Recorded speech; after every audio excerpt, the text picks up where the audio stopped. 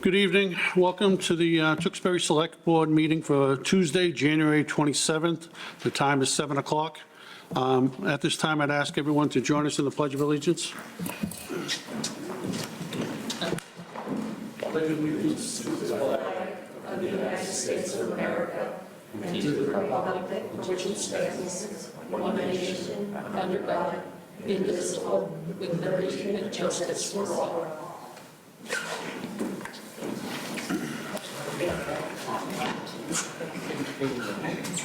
All right, the first item on our agenda is the FY 2027 budget presentation. Mr. Curran? All right, thank you, Mr. Chairman. It's that time of year again. So I'll start with the, we do basically present the town budget in two phases. The first one is the town and school budget. And then later in February, we will do the enterprise budgets as well as the capital plan. So tonight I'll do a presentation on the town and school budget.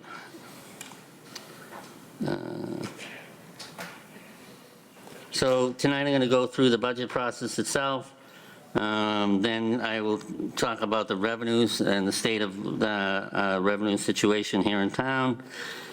And then I will go through the expenditures and the budgets, and that will include the FY 27 town and school budgets.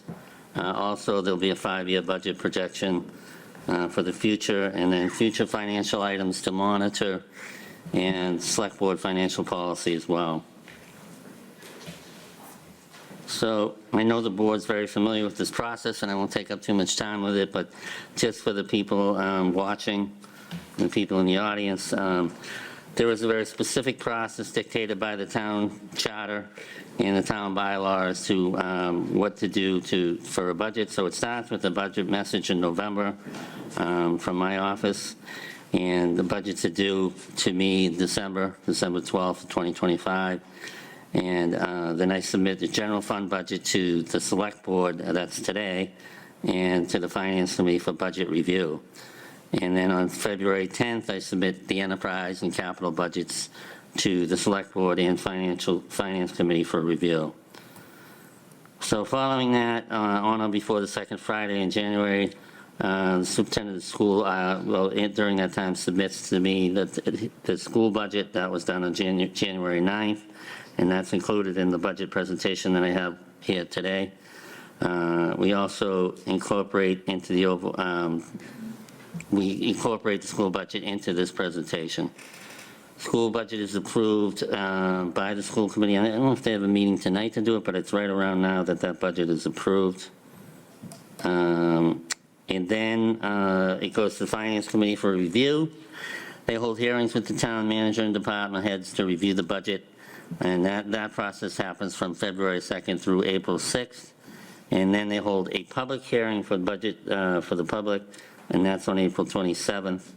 And they submit the budget recommendations to town meeting for May 4th. And then at May 4th, that is when town meeting votes to approve the budget.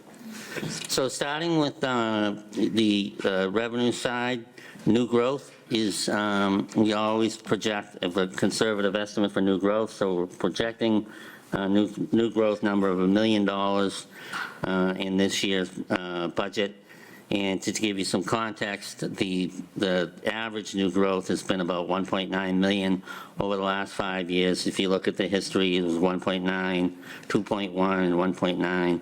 So we're very safe in projecting that we'll be able, we're confident that we will generate $1 million in new growth in FY 27 to fund the upcoming budgets. And if you look at the way Proposition 2.5 works, it's based on the previous year's levy limit, and 2.5% is added to that levy limit, and that brings the number to about 2.6 million is what's being added to last year's levy. Last year's levy was 107 million, and then on top of that, you add new growth, which brings the total new levy limit to 111 million, And then you add on top of that debt exclusions, and for the town has debt exclusions on 2 schools, the high school and the center school, and they also, I believe, the fire station is debt excluded as well. So it's a total of $10.7 million for debt exclusions, and take out the premium on bonds, and that's $122 million is the total available property tax levy limit. So that's what we have for budgeting purposes. Then what that does to a projected tax rate for FY27 on the average single-family home, which the average single-family home value is about $685,000. It projects a value, an increase of $326 in the average tax bill for the average single-family home. It could be different than that, obviously, because this is based on the values today. The values could change, obviously. They will change. It's a question of what will happen. Will residential values go up greater than commercial values? That will push that rate up. If they stay the same, it'll be about the same. If the relationship is inverse, then that number would go down.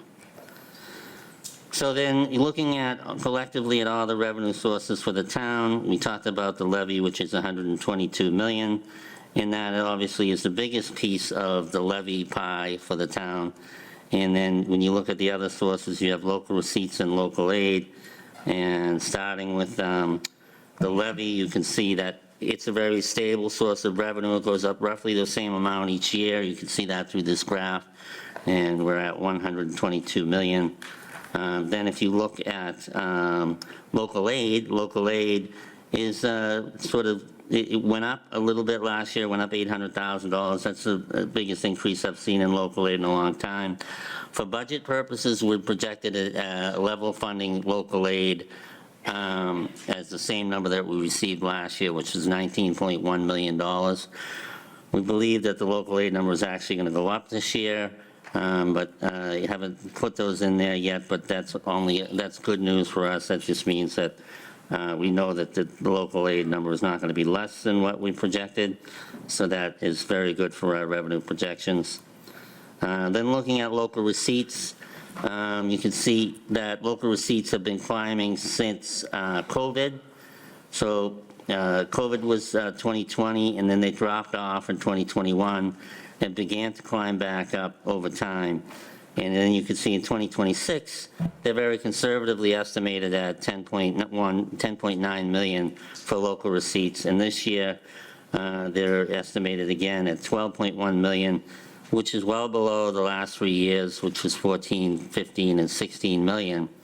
But 12 million, I think, is a very conservative estimate, not as conservative as last year, but still conservative in terms of revenue that's being generated for the town.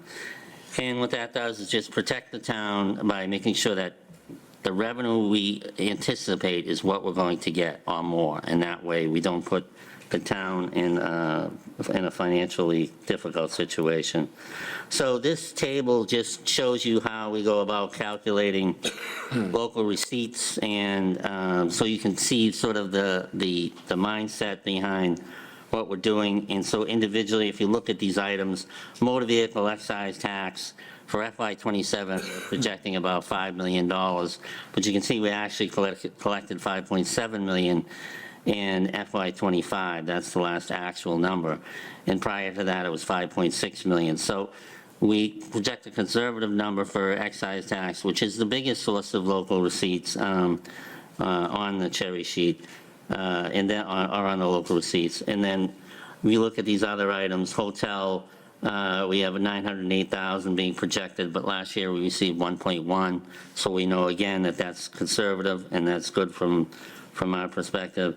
Meals tax, again, we have that projected at 700,000. We received 900 last year. So all these numbers are conservative, meaning that we should hit all the numbers that we're projecting, and it should be enough to sustain the budget that we've submitted.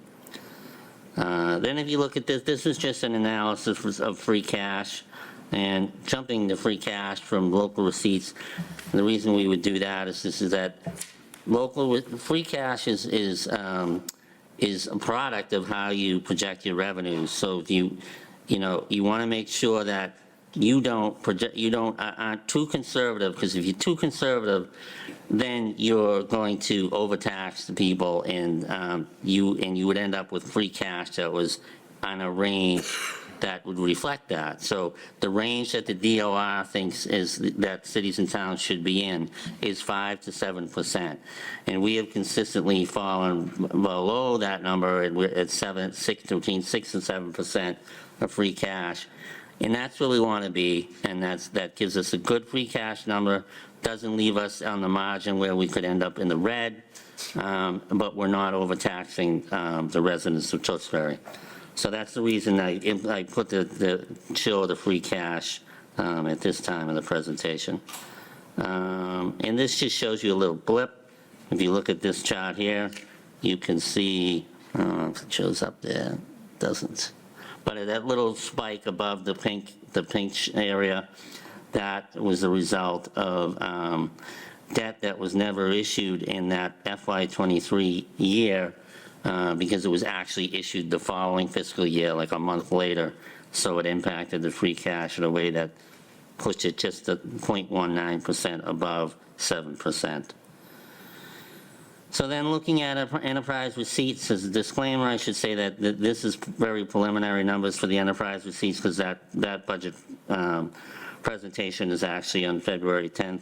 So, but I'd like to put together a complete revenue picture for budget purposes.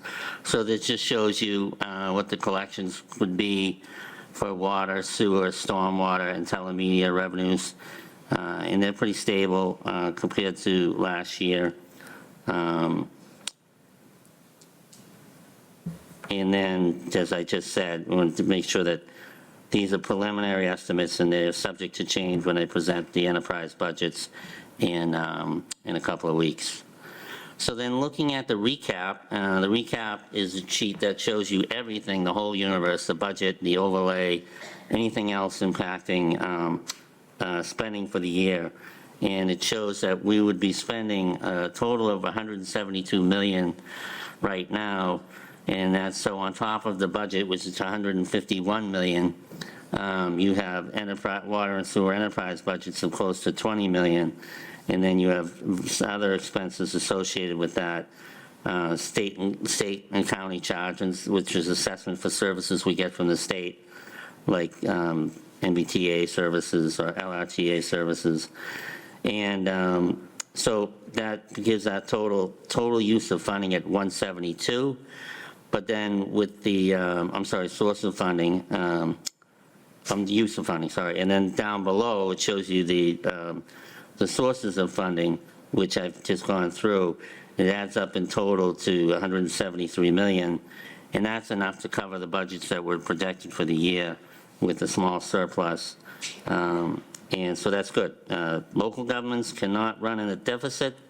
Federal governments can, but we cannot. So this slide shows you, it's an exercise that's been done for a long time in town here that shows that there's a policy of a 60-40 split with local aid for additional revenue coming in each year. That 60% goes to the school and 40% goes to the town. So if you look at what the available revenue to the town is, it's $3.6 million. And then you take out some of those things that are fixed, like the Shawshene and Essex Aggie. They're not school, they're not town. You take that out, so the available revenue is $3.2 million. So 60% of that $3.2 million is $1.9 million. But then you need to take out the school's fixed expenses, and that brings you to an available revenue of $769,000 for the schools. So as long as the town dedicates $769,000, they will fulfill that commitment to that policy of 60% of the new revenues going towards the school. On the town side, the revenue for 40% is $1.2 million, but when you take out all of the fixed costs, it's actually a deficit number. But this exercise is just to show what number you need to meet in order to reach that policy. So then when you look at what actually is happening, you can see that the town's receiving $2 million in revenue, and that represents 36 or 37% of the new revenue. And the schools are receiving 63%, which is $3.5 million in new revenue.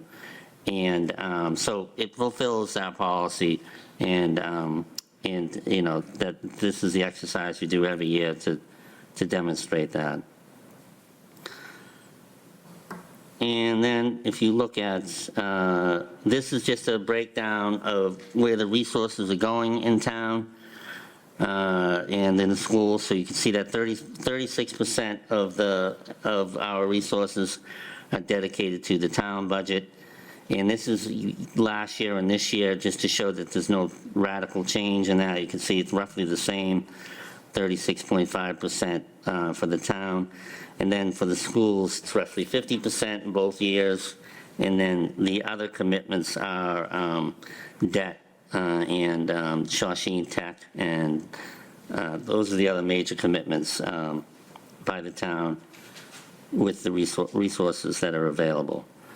Then if you look at, this is going through some of the budget tables, and you can see that the total budget for the town, the general fund budget, is $151 million, which is a $5.6 million increase to the budget, and $55 million of that is going to the town, $75 million of that is going to the schools, and then 4 plus 6, or close to $10 million, is going towards debt, and then $10 million is going towards regional school districts, Shawshene and Essex Aggie.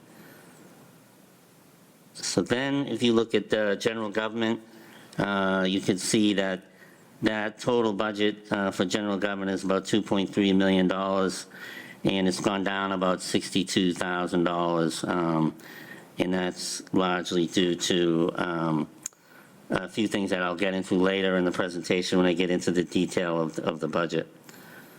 So looking at the finance department, that's going up $40,000, and that is, you'll find when I show you later, it's mostly because of COLAs, cost of living adjustments or contract adjustments.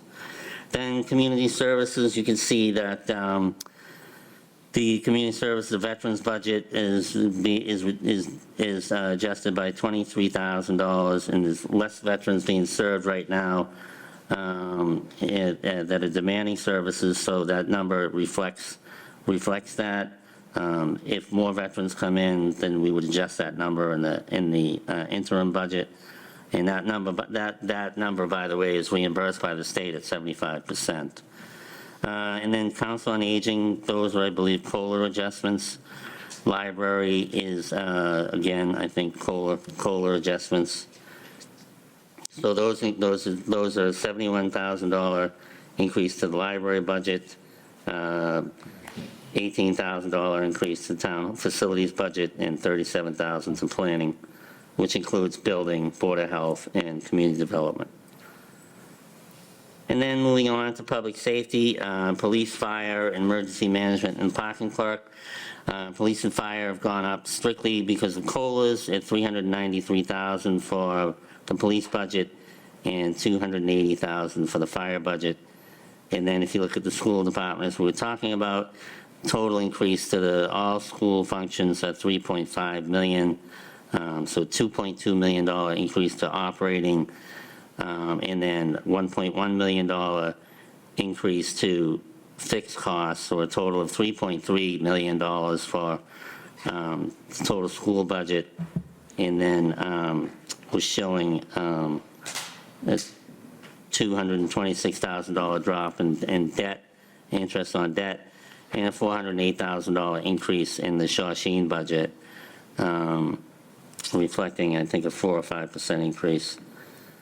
We haven't received that number yet, but that's the projected estimate for us. And then Public Works, that budget actually went down by $307,000, and that's largely for 2 reasons.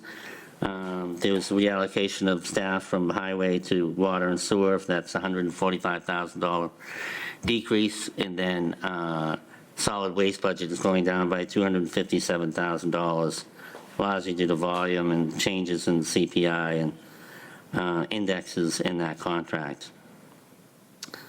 And then moving on to the unclassified. This is all really the big fixed costs in the town. And the big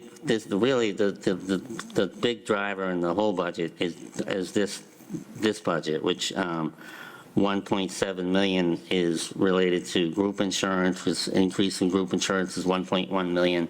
That's a 13% increase to cost of insurance, and then a $700,000 or $689,000 increase to retirement. And that really covers most of the increase in the unclassifieds, with the exception of property and casualty, which is $117,000. So those are the two big drivers of the budget this year. That increase to the health insurance is is bigger than it has been in a couple of years.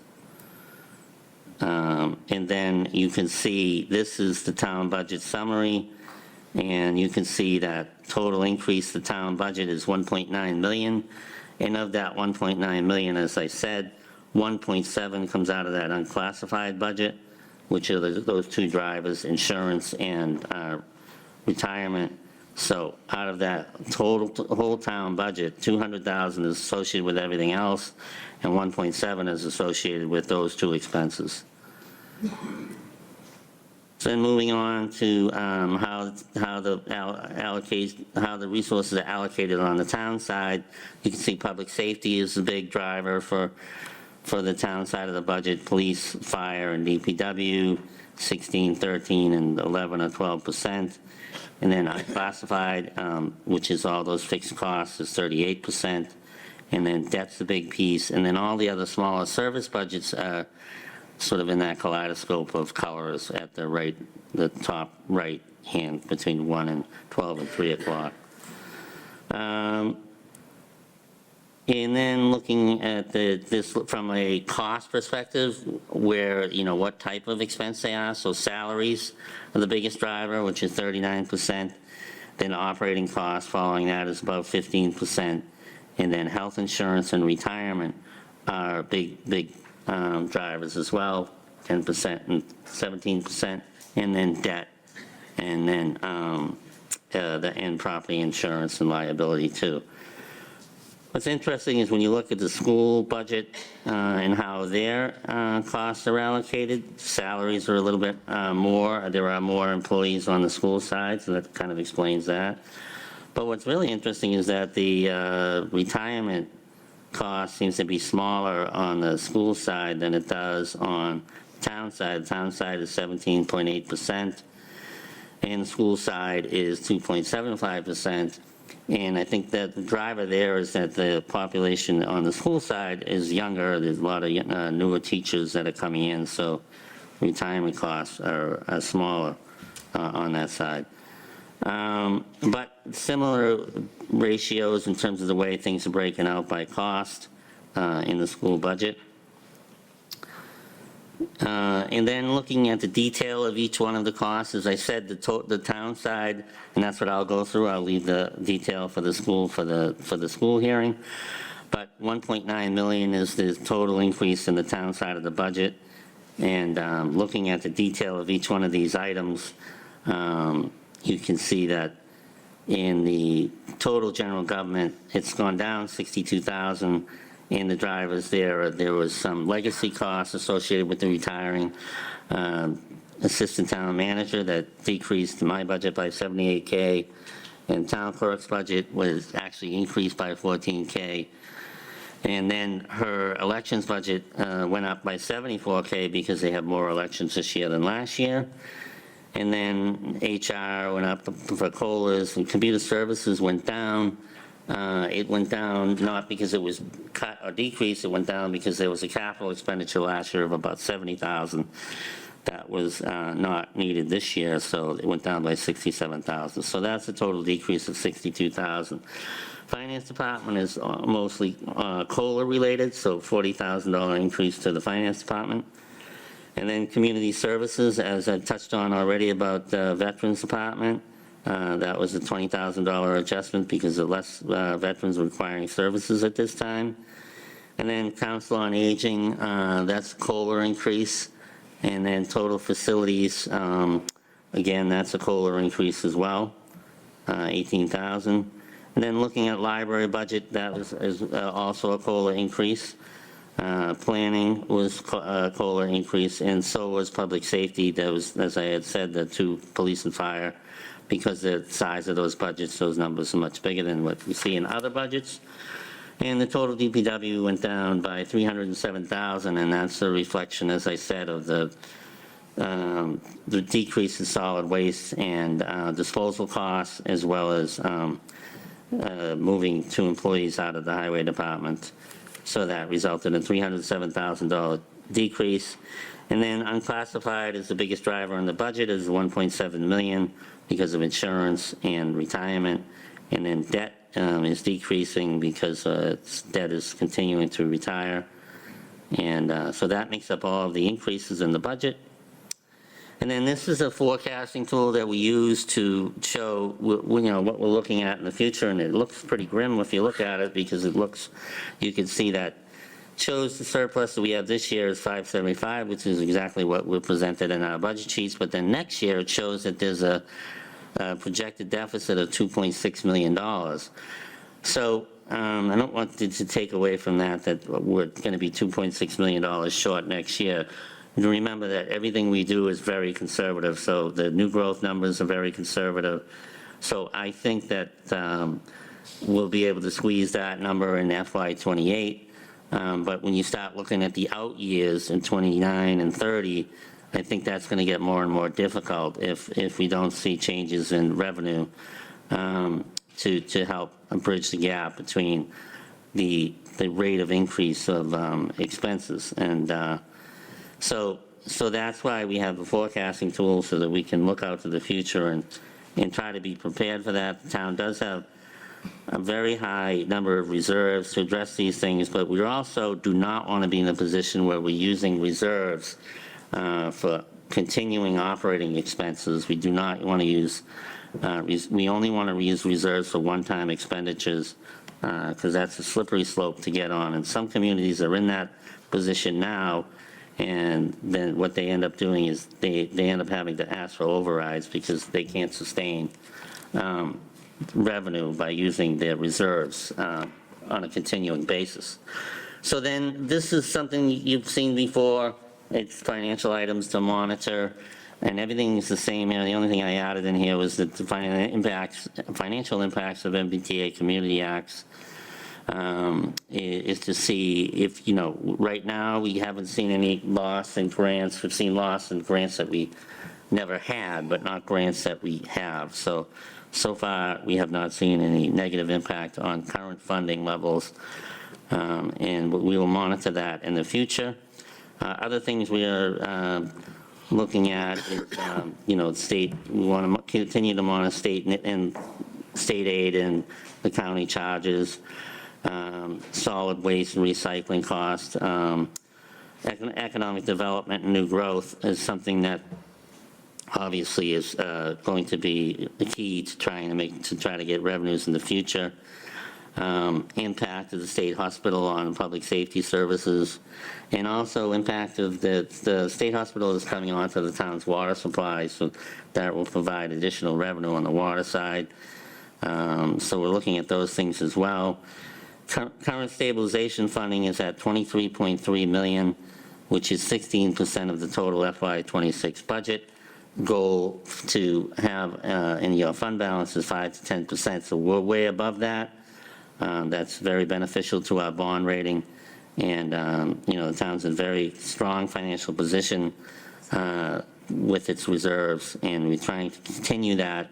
And in this budget cycle, we'll do what we've always done, which is if we take anything out of stabilization, it would be replenished by free cash in the following year, so that we maintain our balances, if not increasing them each year.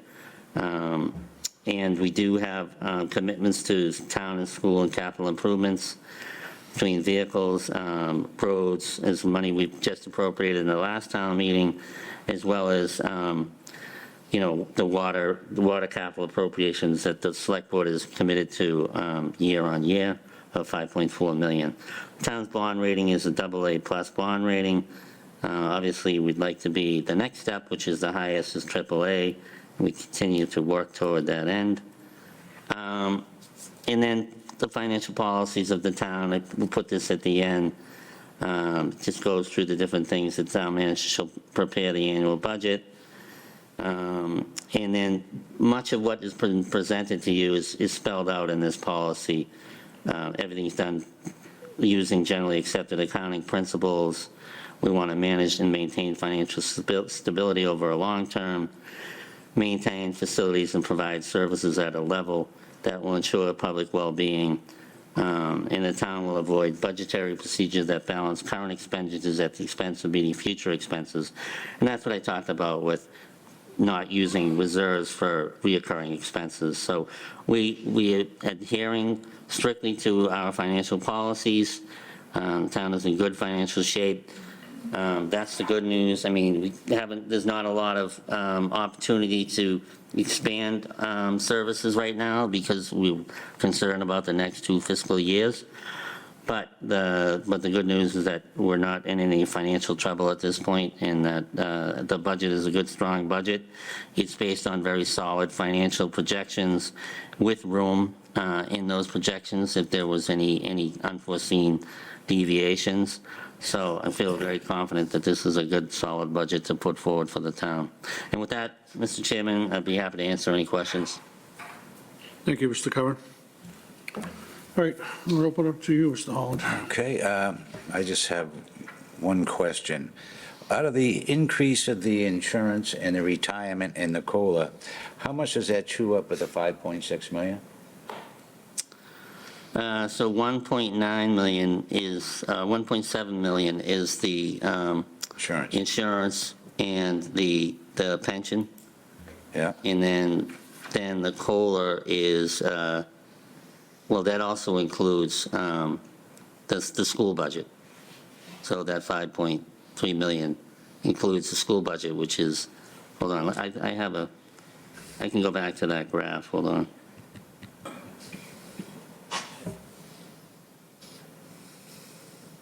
Oh, it's easier just to do this.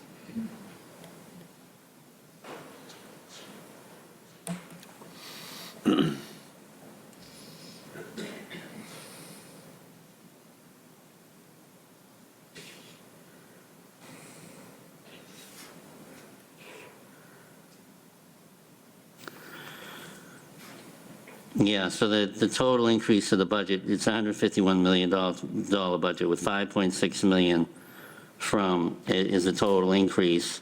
3.5 million of that is education, and then the remainder, 2 million, is the town side, and of that 2 million, 1.7 is from the health insurance and the pension or the retirement, and then 200,000 is what is contributed from the general government. So the increase Downside. of 5.6 is completely wiped out? It's completely wiped out? The 5.6 million? Yeah. Yeah, Just by the COLA increases and the retirement? yes. Okay. That's all I have for now, Mr. Chairman. Mr. Ryder? Yeah, thank you. Thank you, Mr. Curran, you and your staff. Great job on the budget. I've gone over this with the town manager. Again, COLA, we know health insurance is a big driver in all the industries, along with the retirements. So, things to watch out, obviously, as you stated, for next year. We have to look forward to bringing in economic development and new growth into the town is going to be critical in the years to come. So, thank you again. Nice job. Thank you. Mr. Russo? Yeah, thank you, Mr. Curran. So just a couple questions from my side. So I know we try to play conservative with new growth and other local aids, local receipts. So if new growth exceeds what you're projecting right now, $1 million, like, I guess, where do you look to deploy that, or where do you see potential room to deploy that?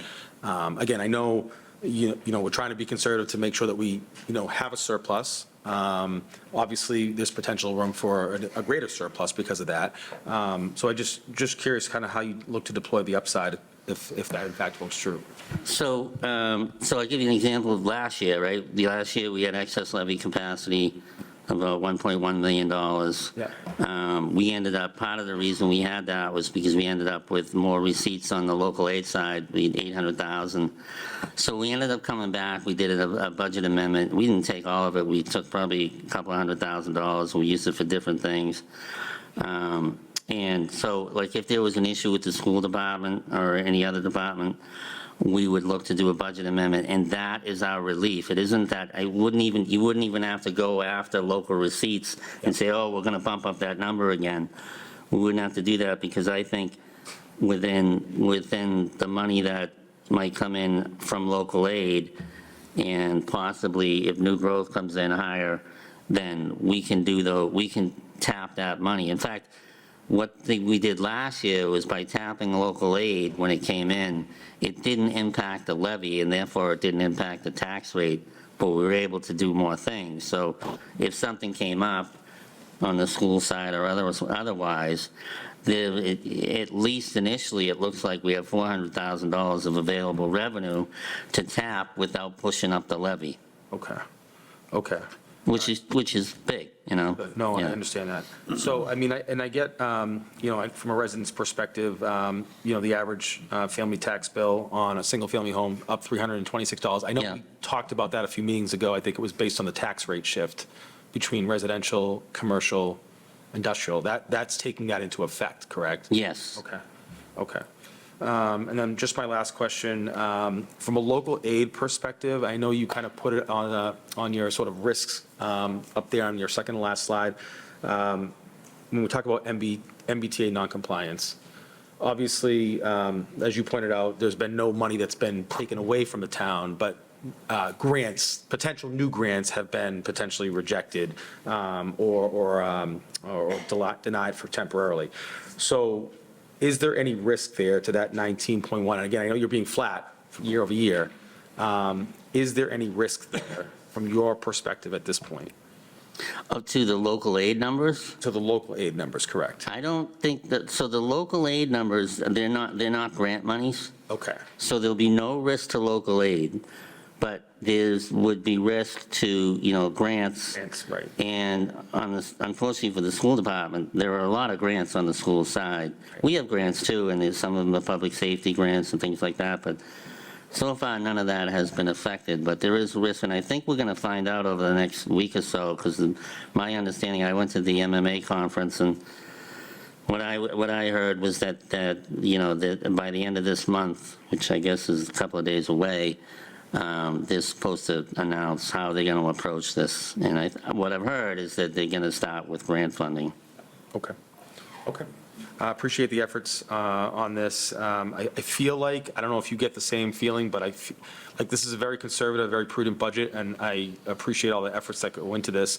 I feel like our margin is narrowing as we continue to advance through the years. I don't know, again, if you feel the same way. I know we've always kind of looked at that 5-year vision, and there's always sort of been that dire picture, and it seems like somehow, some way, we continue to escape that. Yeah, right. Which is great. That's what we want to be. I don't know, I just get that feeling that that margin to continue to ride that wave, so to speak, is narrowing, but. It's closing in, right? And I think we're getting closer, but I think that could change if the revenue picture changes. And, like I said, it's very conservative, so it's not as dire as it shows in the 5-year forecast. But I do think that, I think it's going to be a lot more I think next year that we could probably perform similarly, but the following year, I don't know. What if health insurance was up again, 10, 13%, Especially as you have the debt, because when you look at that 5-year plan, the debt is reducing in both the school side and the town side. Yeah. It assumes no new debt, right, comes online. Well, we do factor in, what's in there is for that 5.4 million that we add, and that's factored into that. Yep. And all the debt that's decreasing is factored in, so that stuff is in there, but not new debt, say, if you decided to take something else on. No, I guess, Yeah. no, that's fair. I guess what I'm Yeah. getting at is though, as the debt is going down over the next 5 years, we still are finding ourselves at a potential surplus, even with the debt coming down. Right. Right, so it just means our fixed costs are rising at a greater Yes. rate and the debt is reducing, right? So, okay. I appreciate, that's all my questions, Mr. Chair, thank you. All right, when do we expect the 2026 receipts to be certified? When do those usually come in? You mean local receipts? Yeah. Which ones? Okay, yeah, when, not till, the 2026, not till after June 30th, obviously. Yeah, I know we make the adjustment in the fall meeting, but just for the residents to know, because usually they come in and we get more than what we're expecting. So- Right, so I'll show you that slide, and, I mean, I look at this stuff all day, so I act like people know what it is, and let me get it here, hold on, here it is.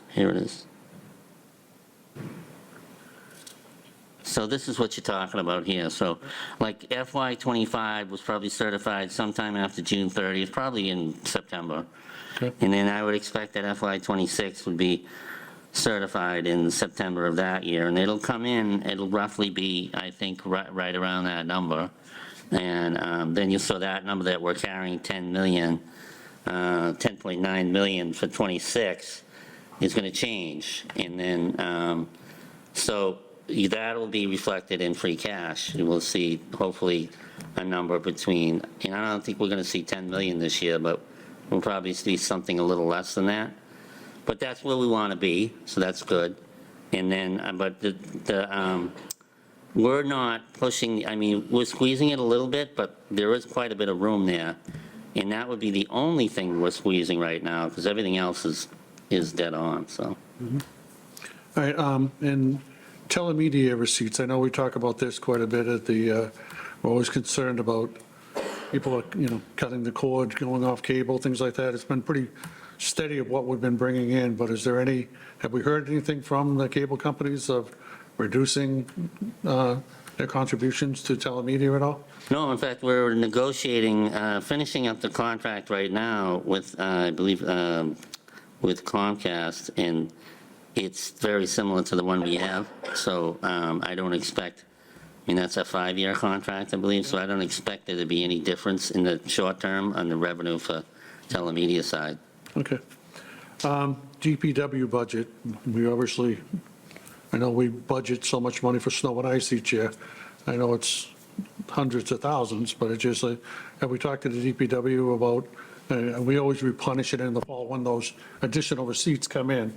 But have you talked to them about any concerns yet, or how they're doing? Well, I just have to look out the window, and I don't have to, I know there's concerns, but you can bet that this year, the number that we take from stabilization for snow and ice is going to be more than it usually is, so. But luckily, our reserves are very strong, so we can manage that. But we can definitely expect that we're going to be taking more from stabilization.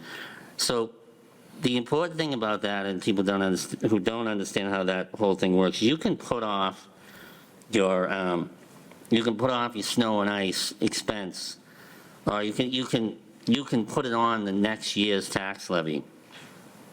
So if you go over by $600,000, and we used to do this when I was in Billerica, when you go over by 600, you can put it on the next year's recap. But what that does is it takes away revenue from other things. And when you have the excess levy capacity that community had, it wasn't that big of a deal because it was an anomaly. It didn't happen all the time. And even sometimes when it did, I would use free cash to supplement that increase because it's too much to put on the taxpayers. So that's why in Tewksbury, they use free cash to stabilize, to supplement the snow and ice budget. And so our number is just going to be a lot bigger this year, but again, that won't affect the tax rate, and it won't affect the availability of revenue to fund next year's budget. So those are two good things. And the last question I have is it's more for, I guess, the school part, but taking the two old schools off the tax, I know they're costly to maintain and keep the things on, and then we're getting rid, we're doing something with the Trahan, and we're looking to do something with the North Street, but the budget presentation's tomorrow night for the school department, but have they mentioned there's any savings from those two, or have we heard anything from them? I have not heard on their end. I do know that, obviously, we took over the North Street School over the last couple of years, and we mothballed that school this fall, and we've saved some money there because I think they were spending like $10,000 on, utilities in that building because it was being used. It really shouldn't have been being used because it was not very safe. So we've closed the building and now it's not being used, and we've saved quite a bit of money, well, about 10 grand just keeping that building offline. So I know that that's helped on our end a little bit, but what they've saved on their side of the budget, I don't know exactly. Okay. That's pretty much all I had. I know we have some difficult questions coming ahead, but, we'll figure them out when we get to the fall. Yep. This is a public hearing. Is there any residents that would like to be heard on this? Seeing none, I would take a motion to close the public hearing. So moved. Second. Got a motion, a second. All those in favor, please state by saying aye. Aye. Chair votes aye. It's a 4-0 vote. All right. Thank you, Mr. Governor. Mr. Chairman, if I could just, I would just like to thank Al Rigo and Robert Maynard and the staff of my office, Paula and Amy, for all their help with the budget process. It's a team effort, and every year it's always a race to get there, and I couldn't do it without all their help, so I just want to thank them. Yep, thank you. You got a good staff, so great work, everyone. Okay, next we have a 705, which is past 705, National Grid Verizon Joint Own Poll Petition, Lincoln Road.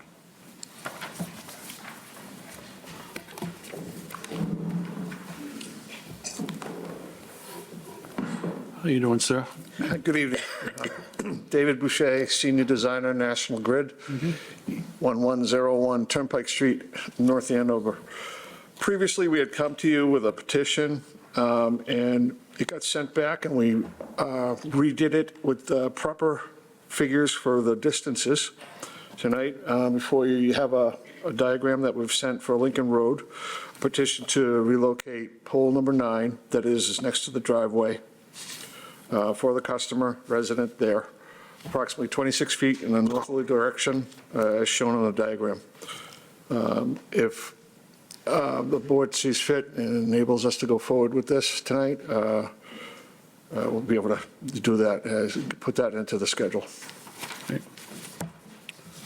Open it up to the board. Mr. Chair, I just want to make sure that you've received Mr. Hardiman, DPW Director's letter, making sure that you're not impeding any of the, for sidewalk, any snow clearance or any site distance. And then also the replacement, the shrub that was removed when the original pole was installed. If you can just make sure that we abide by that. I can't confirm that we got the letter, but if you sent it sure out, you'll- yeah. you'll get What was the one. second part of that? There was a shrub that needs to be replaced, and then if the town does any future sidewalks along Lincoln Road, the pole would need to be relocated at the expense of National Grid. But we'll make sure that you get, National Grid gets a copy of this. Okay, thank you. Yep, sounds good. That's all, Mr. Chair. Mr. Holland? I'm good. So that's all, the concerning part is we always have that the pole may need to be relocated if there's sidewalks put in. Is there any way to relocate it further back so that if there are sidewalks in, you don't have to relocate it? It's being relocated because it's next to the driveway, 26 feet, yeah. No, but I'm wondering, can it be put back? Usually if we put in a sidewalk, It's like, we got 6 feet, and if it has to be relocated because of the sidewalk, is it up front toward the roadway, or is it have to be back, or is it, It depends on the poles adjacent to it. yeah? We do as much as we can to put it on the back side of the sidewalk if possible, and also always leave 4 feet so that it's wheelchair accessible. Yeah, That's kind of like a general rule, but as sidewalks go in, if we're brought on board, we can obviously relocate them either way, whatever's best. I mean, we work with whoever, it might be the DOT or yourself or whoever, so that we can put it in the best spot for everyone involved.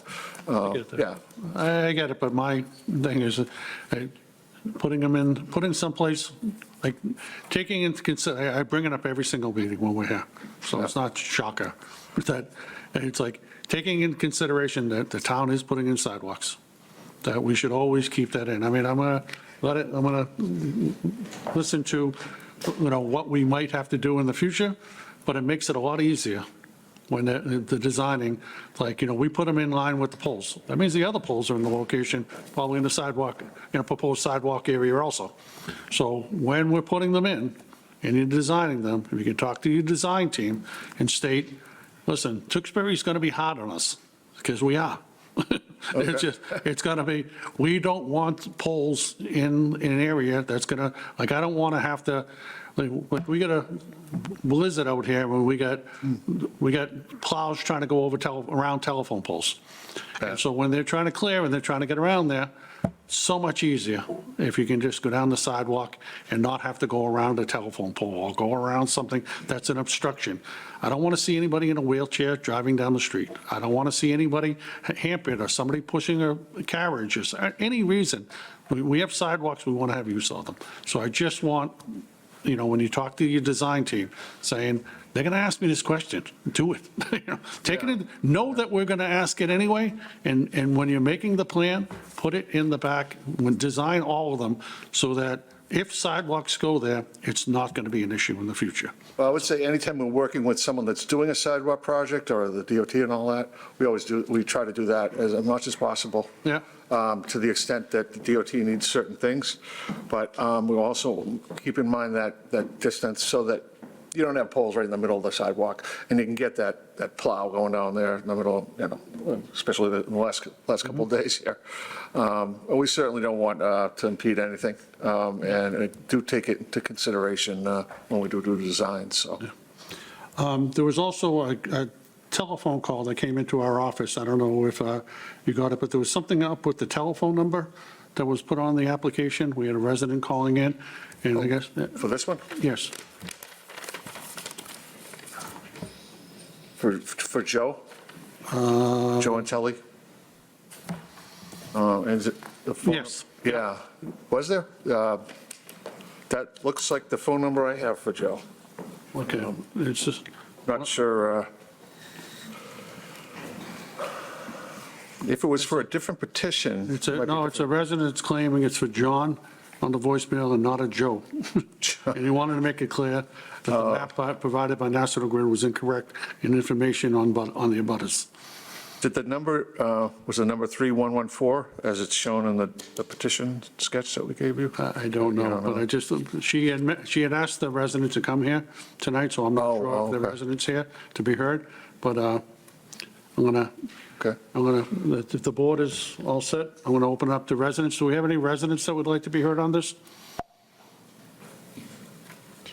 Okay, seeing none. What I'm gonna do is, Paula from our office, the Paula? message, but it was too late.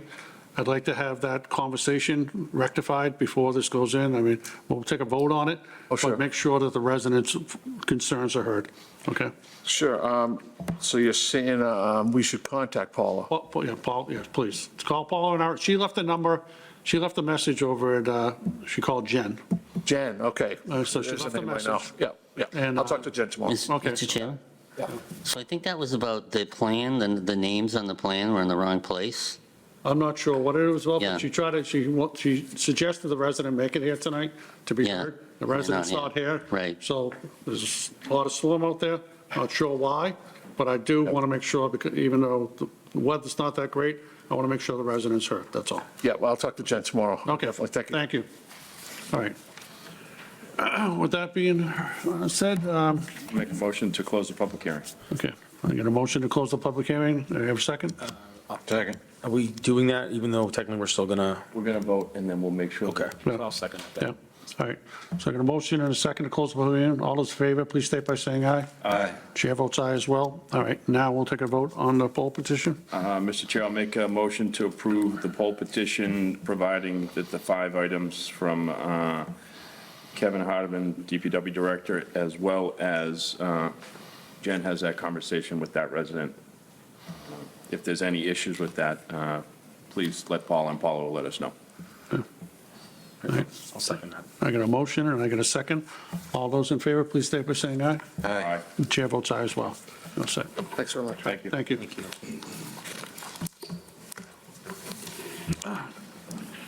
All right, next on our agenda is Anthony's Roast Beef, 1921 Main Street, common vic license.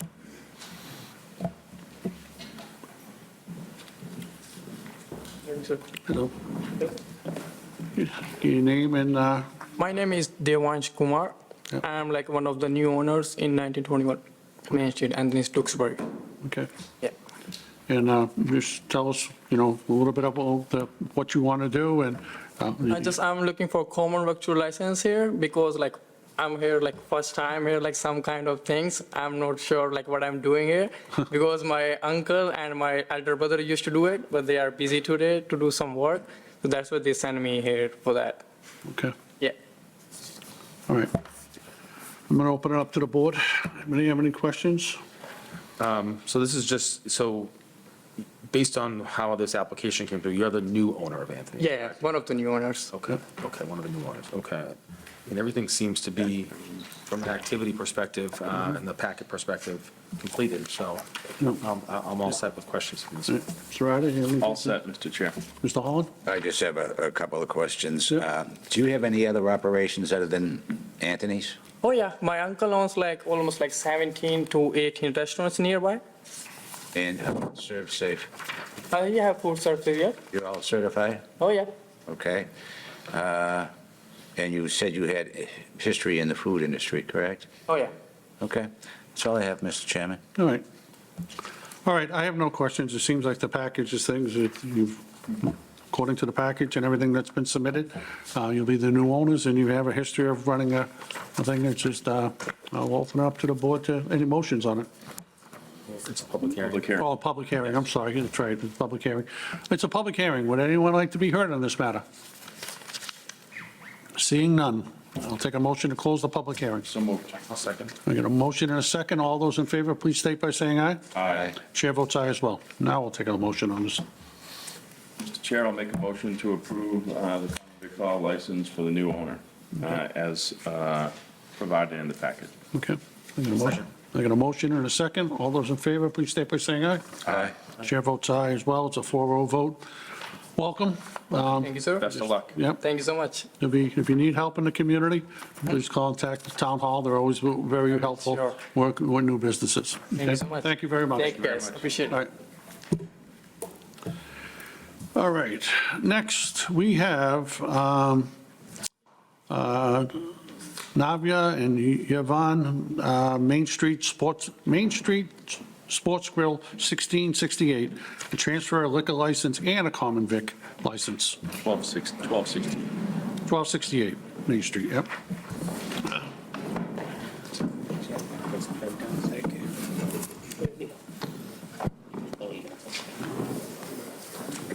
Good evening, gentlemen. Good evening, Mr. Chair, members of the board. My name is Tom Truax. I'm an attorney in Salem, Massachusetts. I'm appearing on behalf of the proposed licensee, which is Navia Yanin, Inc. With me to my right is Mr. Vishal Sharma. He is the president of the corporation. He's also one of the shareholders. He's also the proposed license manager. And to my left here is Kalpesh Kumar Patel. He is the other owner, along with Mr. Sharma, of the corporation. He's one of the shareholders. He's also the director of the corporation. These are the two new owners of Main Street Sports, or of the proposed Main Street Sports Grill ownership. The underlying transaction is fairly straightforward. It's the sale of all the assets of the current owner. Sure. Leo and Paul, they're here, of their place, Main Street Sports Grill, which was located at 1268 Main Street. The seller is financing a portion of the purchase price. I believe in my submittal to the board, copies of the promissory note and other financial documents were included. As to operation of the store or the restaurant, it is pretty much going to be unchanged. It's a turnkey operation, essentially. Current staff, including the current bartender, will be retained. The only people that are leaving are Paul and Leo. Operating hours will remain the same. Store layout, restaurant layout, floor plan will remain the same. There's no other changes being submitted or requested at this time. So what you see right now is what you're going to get with this new ownership, except for these two phases of the new ownership. As for experience, as for food experience, Mr. Sharma has given me a lengthy bit of information.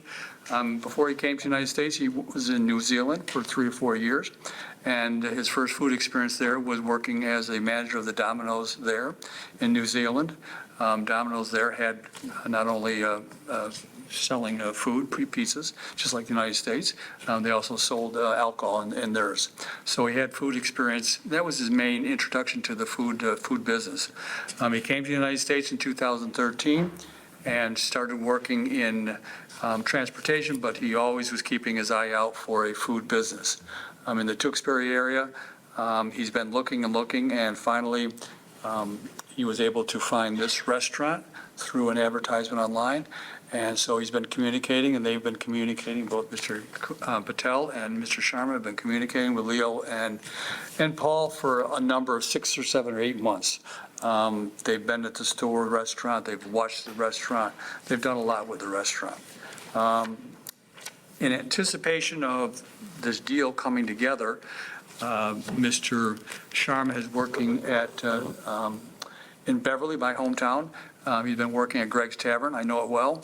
He's been working there from January to get the lay of the land in terms of restaurant business, get himself feet wet in another type of similar business.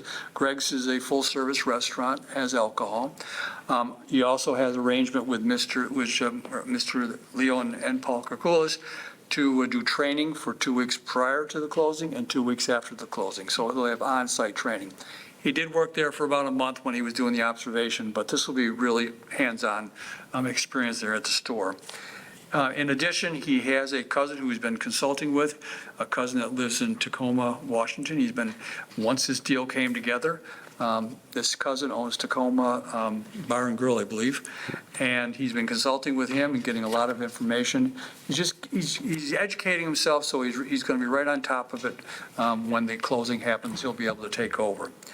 He's tip certified, he's ServSafe certified. Everyone that's going to be working there, if they aren't already tip certified, they will be tip certified. His wife will be helping him out. Family are here as well. Wife and his son are here. They'll be helping, the wife will be helping out as well. She has done food service and bartender. She completed the bartender course here in Tewksbury, the Boston bartending, I believe, or I think that's what it was, yeah. She too is going to be ServSafe certified, and she will be tip certified as soon as the approval from the ABCC will be taken care of. All in all, it's pretty much, as I said, a turnkey operation. What you see now is pretty much what you're going to get. The only thing that's going to change is the faces of the operation. We'd be happy to answer any questions you have, and Leo and Paul are also happy to answer any questions you may have as well. Thank you. Paul? Yes, I have a couple of questions, and you answered some of them, but I did see a letter in here, and I think it was from you in regards to pledge of license. Well, I haven't been up to Tewksbury in a while, but maybe I hadn't done it. I do a lot of liquor license. I guess I haven't done a pledge in here. And Paula educated me on the fact that you don't allow pledges. So that was taken out of the application, and I resubmitted some of the pages of the application to Paula to delete that.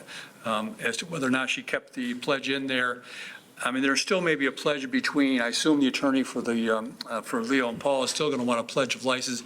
As to the effectiveness of it without the town approval or without ABCC approval, without it being included as in this hearing, that's another question. But I submitted it because I wasn't aware of the fact that a pledge is not approved in Tewksbury. Okay, that's basically it. Actually, it was a complete application. I don't have a problem, other than the pledge of license, so we're not doing the pledge of license. So that's all the questions I have, Mr. Chairman. Mr. Russo? I know, it was actually excellent explanation. Appreciate you taking us through all that. I have no questions.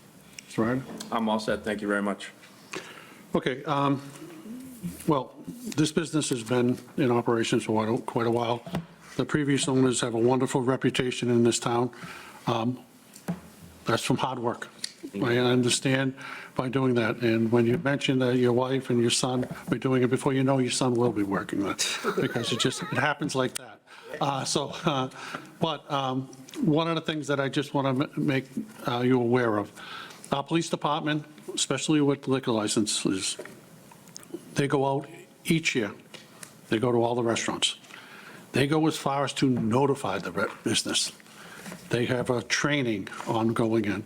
They're going to send somebody in to check to see if anyone's being served. They're going to tell you. They're going to tell you when it's going to happen. They're going to tell you how. They're going to offer training, and they're going to offer assistance. So do they have card readers at this business? No? Okay.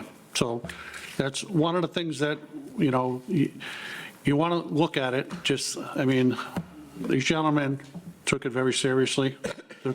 They understood what it took to do business in this. We don't want to close down any business. We don't want to shut anybody down.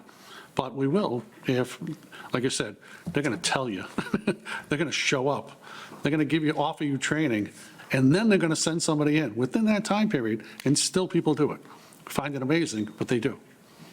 So it's always an employee that you think that you can tell the employee. I understand you get young employees a lot of times working in these places, and you can tell them till you're blue in the face, card everyone, card everyone, card everyone. But as the owners, it's your responsibility. See somebody not doing it, go over and make sure that they're doing it, because it's going to be you that's going to lose the revenue when it happens in your reputation, because you just don't want to have that in the community. Much of the same way our Board of Health. They're going to be in, they're going to inspect the place, they're going to check out. They're here to help you. They're not here to be a detriment. So they're willing to work with you. The police department will work with you. The Board of Health will work with you. Just, we want to have a safe, clean, nice place. These gentlemen ran they had a great reputation in this town. We're sorry to see them go. Well, I'm not really that sorry. They're probably going to be down in the Caribbean islands someplace, but, they're going to enjoy that. They deserve a little break. But like I said, hoping, this becomes a family business. That's what you like to have in this community. And seeing that goes, I'll open it up to I'm going to open it up to the residents to see if there's any residents that would like to be heard on this. Seeing none, I'm going to ask for a motion to close the public hearing. So moved. Do I have a Mr. motion Chairman, and a second? Are we closing the public hearing for the common vic or the liquor license? I was going to, we'll close it we'll start with the agenda. What do we have on? We have the common vic first in the agenda package. Next, liquor license. Oh, it's the liquor? Liquor licenses first. That's the way they would set up in my package. Right. Okay. Oh, actually on the thing, okay. We'll close the, we'll close the public hearing on the common vic. All right, so that'd be the first motion. Is that? So with that, all right, we got a motion and a second? Second. All those in favor, say aye. Aye. Okay. Do I have any motions on the common vic license? I'll make a motion to approve the common vic license for Main Street Sport Grill. Second. I got a motion and a second. All those in favor, please state by saying aye. Aye. Chair votes aye as well. That's fast. I'm going to ask once again, is there any residents that would like to be heard on the liquor license portion of this? Seeing none, do I have a motion to close the public hearing on the liquor license? So moved. Second. I got a motion and a second. All those in favor, please state by saying aye. Aye. Aye. Chair votes aye as well. It's a 4-0 vote. All right, do I have any motions on this matter? Motion to approve the transfer of liquor license for Main Street Sports Grill, 1268 Main Street. I got a motion, and I got a second. All those in favor, please state by saying aye. Aye. Chair votes aye as well. Congratulations, welcome to the community. Congratulations, gentlemen. Send us a postcard wherever you're from. But congratulations and Best of and luck. welcome to the community.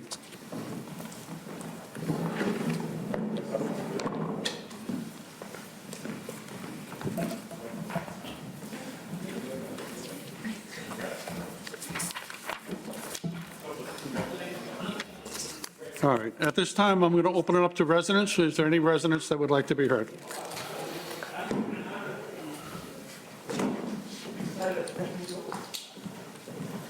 All right, so I'm unpracticed and haven't done this in a while, but I want to ask if there were a corporation that wanted to come into Tewksbury and monitor the residents and their comings and goings, they wanted photos of all of us, they wanted to track our cars, they wanted to track our vehicles, and they wanted to add it to a national database in order to train AI, in order to be able to have all of our data, including stuff that we don't expect corporations to know, just our comings and goings, right? We all know that there's companies like Facebook and Instagram, and we kind of know that even though we're getting those services for free, we are the product, right? Facebook doesn't care about us individually. They care about the data, right? So right now, Tewksbury has are surveilling their residents. These cameras are extremely expensive normally. We've gotten them very, very cheap because we aren't the customer. So, excuse me, sir, I just want to interrupt you a minute. Can I get your name? And Oh, yes, sorry. For the record, so we just know who you are and where you're from. Sure. Okay. My name is Chris Lackey. I'm a Tewksbury resident. I bought a home here in 2019. I've been in tech for 20 years, and for the last 2 years, I've been working in AI. Okay, thank you. Thank you, sorry. It's in my notes and everything. So these cameras are monitoring all of our movements. It's monitoring it town to town. It's monitoring it state to state. It's monitoring it everywhere. All of that data is available to anyone by searching their website that is signed up for the service or isn't signed up for the service. There are logins from Flock that are available to people to purchase online. Just in the last couple months, it was found that many of these cameras were being broadcast online as people had hacked into the cameras, and you could just log in, not even log in, go to a website and look at live feeds from Flock cameras. Flock cameras are also connected to Flock cameras that they are selling to private companies, private people, right? So any kind of location, you could have Flock's cameras set up, and it's being monitored, and it's being uploaded, and it's all getting analyzed by AI. So you're being tracked both by the town and by private companies who could be doing anything with that data. Right now, Tewksbury Police has the trust of the residents of Tewksbury. The residents of Tewksbury do not trust a nationwide billion-dollar surveillance company that's proven to be dishonest over and over again. They had insisted that they would not be helping Immigration and Customs Enforcement or Border Patrol, but they were. They were absolutely doing it. Cambridge just dumped Flock after they found out that the company was installing cameras without notifying the city. The company is dishonest. They have been known to lie, and the only way that they've been caught so far is through investigations. In Illinois, they found that they were notifying them specifically. The company, let's see. Right now, if you look at some of the shared information that they're providing, the company has a list of the searches that are happening through agencies that are pinging the system to get data. So in order to search for a Grand Theft Auto or a stolen vehicle and Grand Theft Auto are two here, warrant, they're looking for things like that. However, lately, the top 3 searches of the top 10 are investigation, invest, and the letters INV. Those take up 70,793 of the 122,000 of the top 10 searches. So that means 57.8% are just labeled investigation. Investigation could be anything. It could be a person that perhaps has a stolen car and is perhaps joyriding. It could be a police officer's ex-wife who he's decided to monitor. It could be a corporation looking for information on how many red cars are in town. We don't know. And Flock is not being monitored. They are not being, there are no external audits of the Flock system. Folks have been known to share login access and login info. The data has been used for stalking by exes and other people. Texas is known to have tracked people seeking health care outside of the state. Serious security flaws have been found. Unauthorized users have had the ability to access the data through login credentials sold online. Live feeds from cameras have been published online in many places, streaming by request by unauthorized anonymous users online. Even after contracts are ended, Flock cameras have been found to continue recording and uploading data to the cloud. What do we actually get from Flock? These cameras are very expensive, as I said before. They are, but we're getting them for absurdly cheap, right? So we're not the customer, right? This is not how this multi-billion-dollar corporation is going to survive. They're going to do it by selling the data that it has. Now, they have said that we own the data. They have claimed that. What we own are the photos that are being taken. What we do not own is the analysis of those photos, any kind of data derived from those photos. So I don't know if any of you have ever had AI, if you've told AI to detail an image. What from that one image it can get is absurd. The amount of data that it can pull out from about any aspect of the car. It's not just license plate reading. It's understanding which car is which. It's tracking bumper stickers. It's tracking cracks in the windshield. It's tracking everything that it can possibly pick up.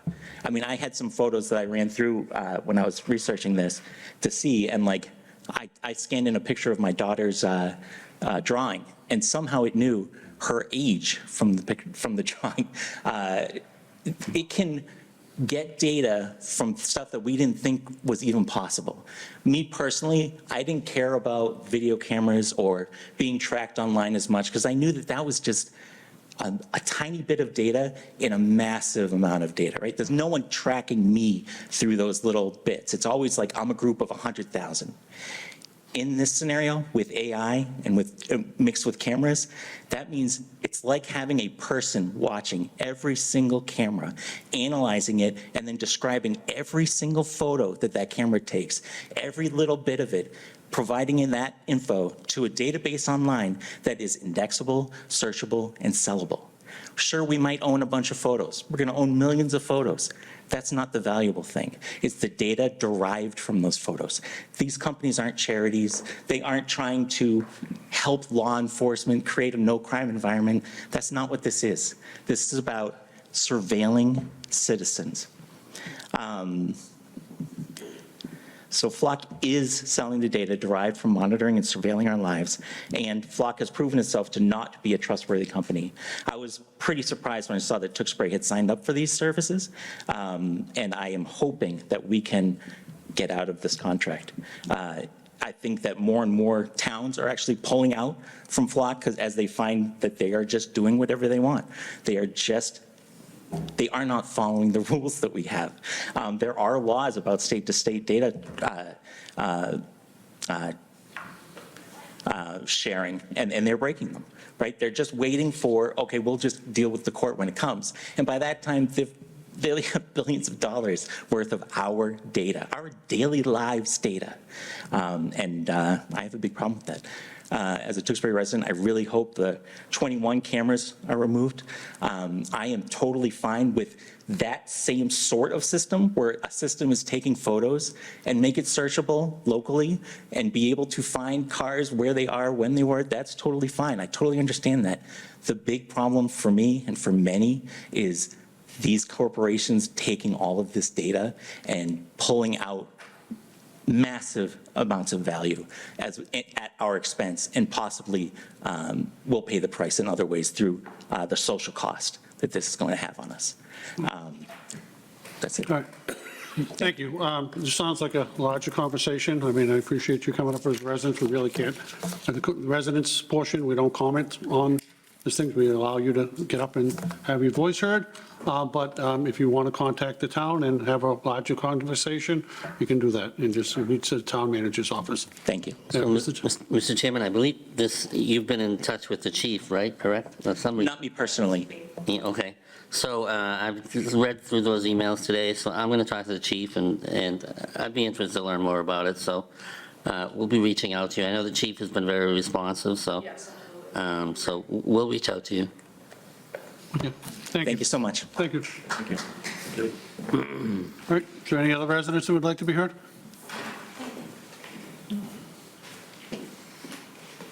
Hi, my name is Amy Cavicchio. I moved to Tewksbury in 2019. I've been very happy here.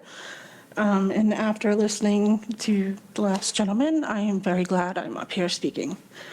I recently learned about flock cameras being used in our town and appreciate the chance to speak about it.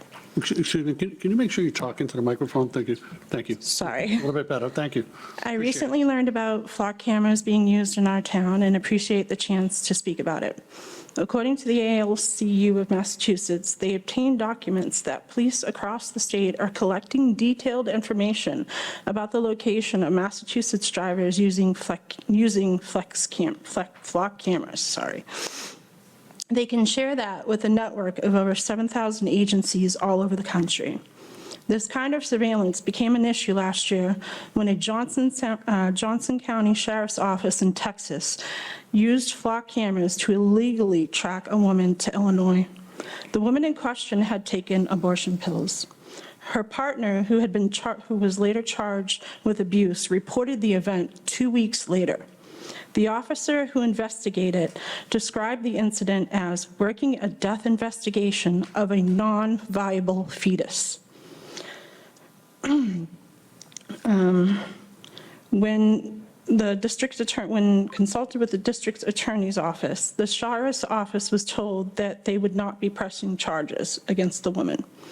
Even though they were no longer pressing charges, the Johnson County Sheriff's Department used 83,000 cameras to conduct a search for the victim, which included Massachusetts.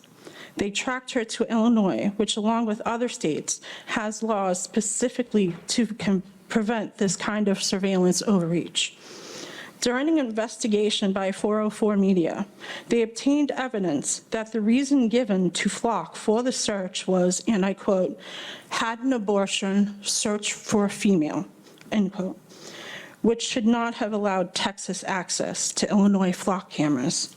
When questioned about the incident, Sheriff Adam King gave reasons and spoke of evidence which was later contradicted by investigators' accounts. Both Flock Safety and the Sheriff's Office downplayed the search as a search for a missing person, and I quote, "check on her welfare," which was blatantly untrue. They even claimed reporting done by 404 Media to be purposely misleading. That same sheriff, Adam King, would later be arrested and indicted on felony counts in an unrelated sexual harassment case and whistleblower retaliation. Even though Massachusetts departments may choose to opt out of sharing information, the template user agreement may give Flock the ability to allow law enforcement across the country access to investigative purposes. Flock camera can become possible tools to perpetrators and those willing to help them. Many communities across the United States have rejected, paused, or terminated their contract with Phlox. Reasons being concern for privacy, civil liberties, potential misuse by law enforcement, and data sharing with federal agencies. Phlox has recently begun an aggressive marketing campaign to win more contracts and secure more tax dollars. With unlimited access, misleading information, and their record of either allowing illegal searches or not verifying reasons, Phlox cannot be trusted. Women seeking the right to decide their own health care or fleeing domestic violence are not safe from Phlox. As a victim of domestic abuse, it concerns me greatly that victims who live in or flee to loved ones in Tewksbury can be further victimized by Phlox, greed, and lack of concern. I asked that you consider removing them from our town. It would give many victims a sense of security in what I believe is a warm and safe community. Thank you. Thank you. Do we have any other residents that would like to be heard?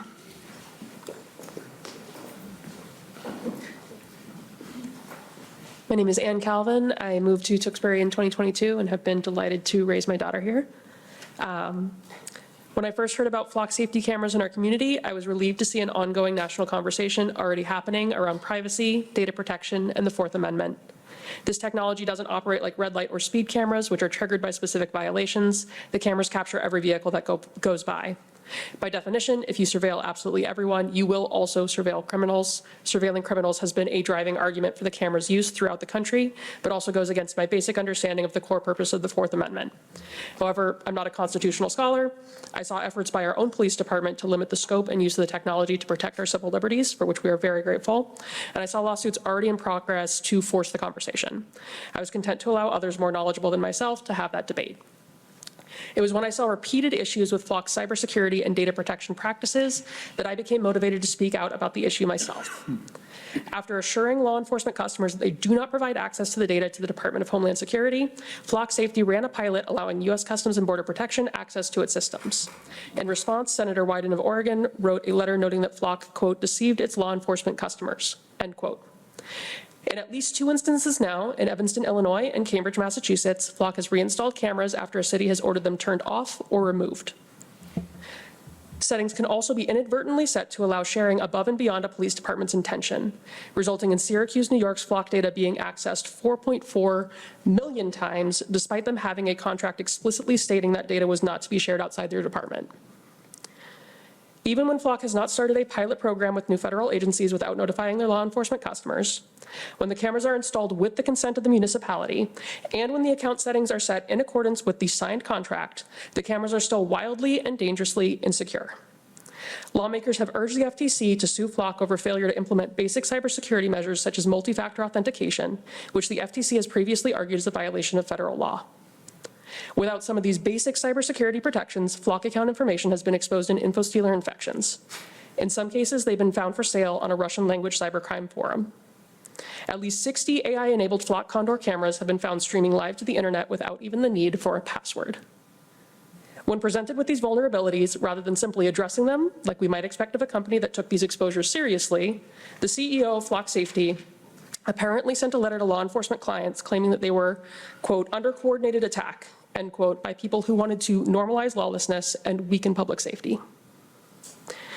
Initially, I could understand why we should be concerned about stalkers getting access to the data, but I was struggling to understand why anyone on a Russian cybercrime forum might want to access Phlox camera data locally. Then I came to this very same building for the Democratic Town Committee's event to meet the candidates to be our next congressional representatives. This is the most beautiful part of our democracy to me. Candidates meeting their constituents, hearing their concerns, and explaining their positions. I appreciate being able to shake the hand of someone who I will vote for to represent me in Congress. As I drove home and passed by a Phlox camera on my route, it suddenly didn't seem so difficult to understand why we might want to be concerned about people on a Russian cybercrime forum gaining access to real-time location data of anyone who comes to our great town. Thank you very much. I'll be brief. My name is Eric Strandberg, 35-year resident of Tewksbury. I'm a technical expert on video surveillance systems. I've been a leading engineer on large and complicated video systems. I brought just a few of these to show that I've done more of the MBTA cameras than any other contractor in recent years. Worked for Keolis, Concord Hospital, UMass Medical Center, many different universities, and one I'm especially proud of is the Federal Reserve Board of Governors. It's one of these guys. I get so many. Federal Reserve Board of Governors, Washington, D.C. These are the guys that set the interest rate across from the White House. I was invited to go there to set up a highly secure video system that met the highest standards because obviously their work is extremely sensitive. So I'm just saying this, that I understand video systems from one end to the other, many different brands, used in many different ways. I'm certified in both mobile and fixed LPR, license plate reading systems. What I can tell you is that everything that the previous speakers have been concerned about is true, and I can prove that. And the situation is actually worse than they know. This technology that's being used by Flock currently is the same type of technology used in communist China. They use it to track their citizens very closely and suppress dissidents. People they don't like disappear. Now, one would hope that type of activity wouldn't happen here, but recent events suggest that we're heading in that direction. So even though I make my living putting in video surveillance systems, I strongly oppose this system that sends data to a $7 billion company that sells the video to anyone who pays them, and that includes ICE. It includes other states that are trying to suppress women's rights. It includes the Russian mob who's looking for somebody that escaped and they want to go whack them. Okay, it's quite scary. This is Big Brother on steroids with artificial intelligence that is for very low cost can locate anybody. It's not limited to license plate cameras. Flock also has PTZ, means pan tilt zoom cameras that can zoom right in on your face, get facial recognition. They have a drone project underway. So basically it's national for surveillance of everyone all the time to a central database, and the potentials for abuse are extraordinary. So what I can tell you is that I have personally installed license plate capture systems only used for parking enforcement. And in all of those systems, all of the processing, interpretation of the plates, storage of data is local. What I'm suggesting is for Tewksbury that the police can have as many cameras as they like. I just ask that they store the data locally and securely so that it'll only be used for legitimate law enforcement purposes, not for political purposes or to track down your ex or whatever other misuses are possible. So I got into this business because I want to protect people. And I believe that all of the thousands of cameras that I've helped to install and configure and support over the past 20 years have reduced crime, made people safer. This system is making people less safe. And it's not necessary because all the benefits that the police gain from this type of technology, they can get with a locally managed system that has proper cybersecurity. The security of the existing system is a joke. I'm also trained in cybersecurity and networking systems. That's the profession before I got into cameras was IT, networking, computer systems. So I know of what I speak, And I would recommend that the town replace the existing spyware system with something that is secure and will be, still give law enforcement what they need. Thank you. Thank you. Are there other residents who would like to be heard?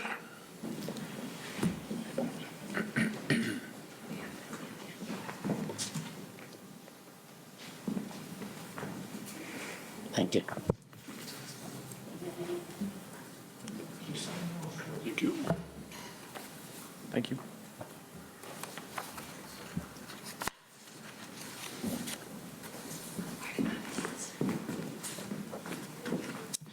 Hi, my name is Dawn Shan. I live at 100B Star Ave. Here to talk about the battery site. So often when we talk about lithium batteries, we all of a sudden end up thinking about what the different codes are and whether they're in a building or not. I want to do something a little different tonight.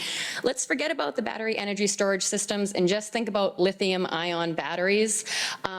We hear about them all the time. You go to the post office, and before you mail something, what is the little ranch? Do you have anything liquid, hazardous, perishable?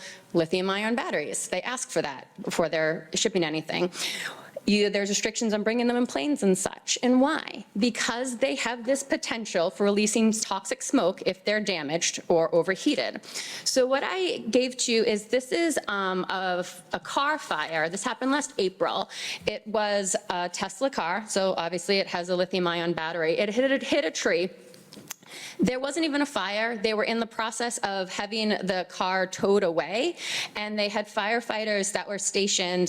One was 100 feet, and then they had a couple other that were about 300 feet away, and they had their gear off, and all of a sudden this very low-lying white cloud hit them. They got this metallic taste in their mouths. It says one of the chemicals in those batteries, once it hits water, it turns to an acid. What they're referring to is hydrogen fluoride, and this is something that we've talked a lot about. It's our main concern with these batteries, and if it gets hits with water, it turns into hydrofluoric acid. What happened to these firefighters? Well, 4 of them were never able to return to work. They are still out. Currently, the last paragraph talks about the 4 affected firefighters are undergoing experimental IV-infused therapy to remove heavy metals from their bloodstream and lungs, but it's unclear if there will be permanent damage. And they were about 300 feet away. So again, this car was outdoors. It was not in a building. The updated NFPA 855 and UL 9540 would not have helped these firefighters, certainly. So it was an open air with a small car battery. And still, 4 firefighters had life-changing health impacts due to being around 300 feet away from this lithium-ion battery due to hydrogen fluoride exposure. So we have 134 batteries coming that are about 94,000 pounds each. I think that's what, 12 million pounds of lithium-ion batteries coming. The company acknowledges that there's hydrogen fluoride in the batteries, but it refuses to test for it. They make a hard stand that says nothing goes beyond the fence line, essentially. That's what they say, that's their claim, and they're not even gonna test it to prove it. It's just what they've decided. And does it really make sense that one tiny battery from a Tesla car you can't be within 100 feet of? But in the court documents, it literally says if multiple of those batteries on Hillman there went off at the same time under a long duration with adverse weather, our firefighters could still stand 100 feet away with no PPE. Does that even make sense? If they put off any of this hydrofluoride, if it gets hit with water, it becomes this hydrofluoric acid. It can also eat their clothes and their chemicals. It can eat through their gear. So certainly this is something that, why haven't we paid more attention to this? The firefighters, the meters that they have, they don't test for hydrogen fluoride. All of those different incidences you've heard of where the air quality was fine, you go back, you pull the logs, they never tested for hydrogen fluoride. We paid to have hydrogen fluoride testing done. I don't know if you've seen the results yet. It's something you really want to look into, that report from IOMosaic. It goes half a mile. This is a fact in this town with those batteries. So please look into that report. We are basically, for our firefighters, we're putting raincoats on them and sending them into Chernobyl. They can't detect for this gas, and we're just letting them go right in. This is not safe. Thank you.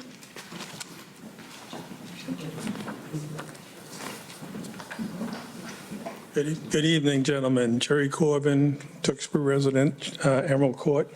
Three things I want to touch on tonight. The first one was when we last met 3 weeks ago.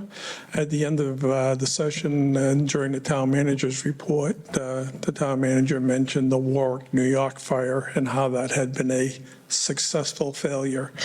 Little update on that. What he neglected to mention was in Warwick, there are 2 4-megawatt plants and their battery storages are separated. Both of them had fires in 2023 within a day of each other. The one that got on fire in December, I think it was the 19th or the 20th, that's the second time that particular unit has been on fire. So in 2 years, that unit's been on fire twice. 4 megawatts. Hillman is proposed for 125 megawatts, more than 30 times the size. Not very comforting.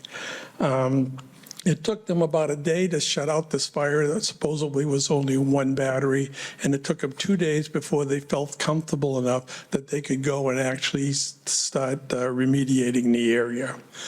Within a couple of days, and actually before the town manager's update, the town condemned the site. It's been totally disengaged from all power systems, and they're looking to get it completely removed. So just a little bit. The hydrogen cyanide numbers were released. They were about half the limit that the government imposes, but that was 1 battery, 1 4-megawatt facility, and it still got halfway up the scale to what's considered minimally acceptable. There was no testing for hydrogen fluoride. There was no testing for groundwater or for soil or any kind of things there, which was kind of very disappointed. And the other interesting thing is all 3 fires, they appear to be rain-related, bad wind and rainstorms. I don't know how they do with 24 inches of snow we just had, but that's a little bit disconcerting. The other thing that came out around the same time is the Los Angeles Firefighters Union put out a notice. There's a proposal to build a BESS facility next door to them. And they have come out, they have demanded that the immediate cease and desist this assembly. They particularly mentioned that there are many bad risks, including thermal runways, cascading battery failure, deflagration and explosive overpressure events, release of highly toxic gases, including hydrogen fluoride, which Don just talked about, and delayed ignition and reignition without warning. So these things are, we have to be careful. This successful failure was a downright failure. I don't think you can ever use the word success when something's caught on fire. Second thing I want to talk about is the EFSB, the steering board. I believe we were supposed to have our expert witness and the town manager's documents submitted on Friday. As of today, they are still not there. I think that that's very risky, that we're out of compliance with a state board. I don't think it makes the town look good. I don't think it makes our case look good. Tomorrow night, I believe we're having a joint select board of health meeting to go over the current state of the HCA. No one has seen the HCA except, I believe, the select board and maybe a few other people. So we're supposed to provide feedback on something that we haven't seen 24 hours before we're supposed to discuss it. I think that's totally unacceptable. I think there's, we need answers and we're not getting them. The third thing I'd like to mention is tonight, Mr. Kratzman, you mentioned twice security issues. You mentioned to National Grid that you were going to monitor them real carefully where they put their poles so that they would be safe and people wouldn't get injured. You also mentioned during the Main Street Pizza discussion, you warned the people about the need for testing and verifying, so no liquor violations. So 2 times you mentioned the safety of the residents of Tewksbury. I have yet to hear a single board member or the town manager give us any indication of how they're addressing the safety of that proposed battery plant, which is much more potential damage than a telephone pole or a liquor violation. Thank you, and we'll see you in 2 weeks. Any other residents who would like to be heard? Could I make a brief comment? So in addition to the video systems I mentioned, I also do chemical and radiation detection systems, generally funded by Homeland Security. So the type of lithium ion that's used in a car can get quite nasty if it burns, and it can burn if it's damaged. I'm not sure what chemistry is used for this proposed plant, but there's many different types of grid scale energy storage systems. And I haven't looked into it, but I had assumed that they would use one of the less expensive ones, because in a car, the energy has to be very lightweight and compact. But when you're talking about grid scale energy storage, you can have it acres, it doesn't matter how heavy or how big it is. What matters is that it's, cost effective and it lasts. Now, the grid needs some sort of storage technology because we're exceeding the electrical capacity. So in other words, we're looking at blackouts unless they put something on the grid to provide for peak demand. And I know some of this because my brother's involved with electrical grid systems. So in any case, I think we should look into what the chemistry of these batteries is, and if there's anything dangerous, that there should at least be a warning system, and that there should be separation between the battery modules so that if one burns, the next one next to it won't catch, and that type of thing. So maybe I'll speak with the other people. I really haven't been paying attention to this battery thing, but I am an engineer, so I can give some engineering perspective to it. Thank you. Thank you. So any other residents who would like to be heard? Okay, well, thank you, everyone. All right, on to new business. Town manager donation to the senior center. Thank you, Mr. Chairman. There's a donation from Patricia Pass for the Senior Center Transportation Program. So I recommend that the board accept that and send a letter of thank you to Ms. Pask. All right. Motion. Yep, I'd like a motion on the matter. Motion to accept the donation and send a letter of gratitude. Make it a motion, do I have a second? Second. Okay, we got a motion, second, all those in favor, please state by saying aye. Chair votes aye as well, that passes 4-0. And, Mr. Chairman, there was another donation from Mary Ann and Ken Esty in the amount of $50 for the coffee for men's exercise group and Veterans Coffee Social. And I just make the same recommendation that you accept it and send a letter of gratitude. I'll make that motion, Mr. Chairman, to accept the donation. I got a motion, do I have a second? Second. All those in favor, please state by saying aye. Aye. Aye. Chair votes aye as well. And I have another donation from Maureen McGann, and she has donated $50 towards the Coffees for Veterans Group and Men's Strength and Stretch Group in Bob Newton's name, in memory of Bob Newton. And I make the same recommendation. I make a motion to approve the donation with gratitude. I got a motion and a second. All those in favor, please state by saying aye. Aye. Aye. Chair votes aye as well. That also passes 4-0. And then I also have a donation of $30 to the Coffee Social in memory of one of our veterans, Robert Newton, from Roberta Kane. And I make the same recommendation. I have a motion on that. I make a motion to approve with gratitude. Second that. I got a motion and a second. All those in favor, please state by saying aye. Aye. Chair votes aye as well. That passes. Thank you. And also, the last donation is from Lowell 5. This is a donation of $2,000, and it is intended to go to the community food pantry. And I'd like to thank them and ask that the board accept this donation and also send a letter of thanks. All right, now take a motion on that. I'll make a motion to approve with gratitude. I'll second. A motion and a second. All those in favor, please say by saying aye. Chair votes aye as well. Thank you. All right. Looks like we're on to town managers report. Okay, well, really isn't much to report except for snow, snow, snow.